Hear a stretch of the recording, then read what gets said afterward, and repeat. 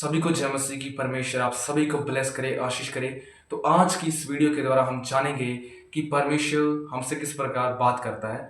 और तो आज हम वचन पढ़ेंगे यिर्मयाह की पुस्तक, उसका 9 अध्याय और उसका 23 आयत से। तो उसमें लिखा है, यहोवा यूं कहता है, अपनी बुद्धि पर घमंड न कर, और न वीर अपनी वीरता पर, न धनी अपने धन पर घमंड करे, परंतु जो घमंड करे वह इसी बात पर घमंड करे कि वह मुझे जानता और समझता है कि मैं वही हूँ जो पृथ्वी पर करुणा और न्याय और धर्म का काम करता है, क्योंकि मैं इन्हीं बातों से प्रसन्न रहता हूँ। हालेलुया।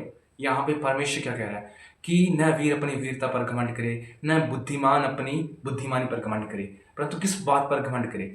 हमें इस बात पर घमंड करना चाहिए कि हम यहोवा को जानते और समझते हैं। हालेलुया। क्योंकि आज के टाइम के अंदर बहुत से लोग हैं जो यहोवा को जानते तक नहीं है, समझते तक नहीं है। हालेलुया।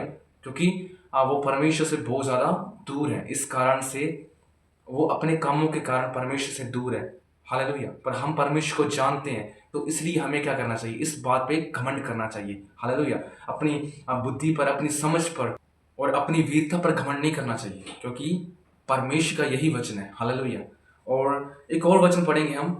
तो हम वचन पढ़ेंगे रोमियो की पुस्तक, उसका 12 अध्याय और उसका 1 आयत से। तो उसमें इसलिए हे भाइयों, मैं तुमसे परमेश्वर की दया स्मरण दिलाकर विनती करता हूँ कि अपने शरीरों को जीवित और पवित्र और परमेश्वर को भावता हुआ बलिदान करके चढ़ाओ, यही तुम्हारी आत्मिक सेवा है। हालेलुया। यहाँ पे परमेश्वर क्या कह रहा है, परमेश्वर को कौन सा बलिदान पसंद है, भागता हुआ बलिदान। हालेलुया। अगर हम परमेश्वर के नजदीक आना चाहते हैं तो हमें इस चीज को करना जरूरी है। हालेलुया। और अगर हम परमेश्वर को जान गए तो हमें इस चीज को करना भी जरूरी है। क्योंकि अगर हम परमेश्वर को नहीं जानते तो हम इन चीज़ों को नहीं कर सकते। अगर हम परमेश्वर को जानते हैं तो हमें इन चीज़ों को करना जरूरी है।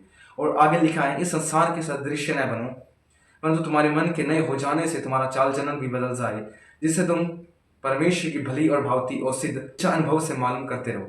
हालेलुया।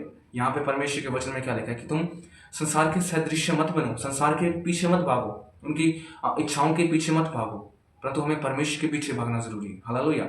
और आगे लिखा है, तुम्हारे मन के नए हो जाने के कारण तुम्हारा चाल चलन भी बदल जाए। हालेलुया। अगर आपका चाल चलन नहीं बदला है तो आपको बदलना जरूरी है। सिद्ध इच्छा पर, भली और भावती इच्छा पर चलना जरूरी है। अगर हम नहीं चलते तो हम परमेश्वर में नहीं है। क्योंकि परमेश्वर के जो लोग हैं वो सिद्ध इच्छा पर चलते हैं। क्योंकि परमेश्वर ने अपने वचन में कहा है कि तुम अपनी बुद्धि पर घमंड मत करो, इस बात पर घमंड करो कि तुम मुझे जानते और समझते हो। हालेलुया। अगर हम जानते हैं तो हमें इन कामों को करना जरूरी है, क्योंकि परमेश्वर का यही वचन है।